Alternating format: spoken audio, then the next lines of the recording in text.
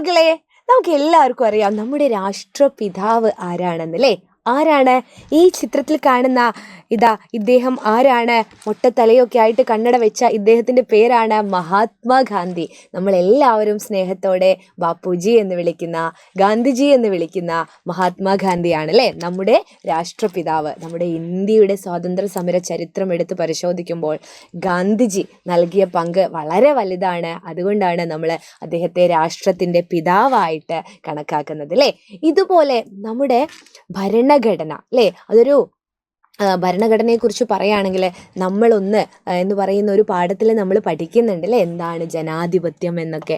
ജനങ്ങളെ നമ്മൾ കുറേ ഭരിക്കാൻ വേണ്ടിയിട്ട് കുറേ ആളുകളെ നമ്മൾ തന്നെ തിരഞ്ഞെടുക്കപ്പെട്ടിട്ടുണ്ട്. നിങ്ങളല്ല, അതിന് വോട്ട് ചെയ്ത് 18 വയസ്സാകണം വോട്ട് ചെയ്യാൻ അല്ലേ.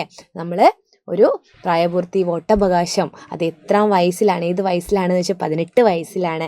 അങ്ങനെ നമ്മൾ കുറേ പേരെ തിരഞ്ഞെടുത്തിട്ടുണ്ട് അല്ലേ.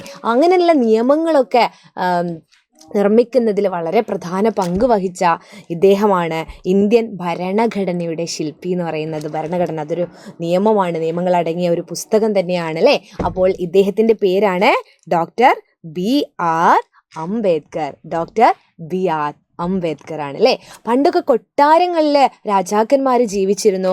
അതുപോലെ നമ്മൾ കുറേ രാജാക്കന്മാരെ അല്ലേ, രാജാക്കന്മാരെന്ന് നമുക്ക് പറയാൻ പറ്റില്ല, കുറേ മന്ത്രിമാരെ, MLA മാരെ, MP മാരെ ഒക്കെ അല്ലേ നമ്മൾ തന്നെയാണ് അവരെ തിരഞ്ഞെടുക്കുന്നത്. അതുകൊണ്ട് കേരള നിയമസഭാ മന്ദിരം അതിനെക്കുറിച്ചും നമ്മൾ അറിയേണ്ടതുണ്ട്. നമ്മൾ കേരളത്തിലാണ്, അതുകൊണ്ട് നമ്മുടെ നിയമസഭാ മന്ദിരം ഏതാണ്? നമ്മുടെ തലസ്ഥാന നഗരിയായ തിരുവനന്തപുരത്താണ്. അവിടെ പോകുന്ന സമയത്ത് നിയമസഭാ മന്ദിരം നിങ്ങൾക്ക് കാണാൻ പറ്റും. ഇത്രയും കാര്യങ്ങൾ മക്കൾ മനസ്സിലാക്കാം കേട്ടോ.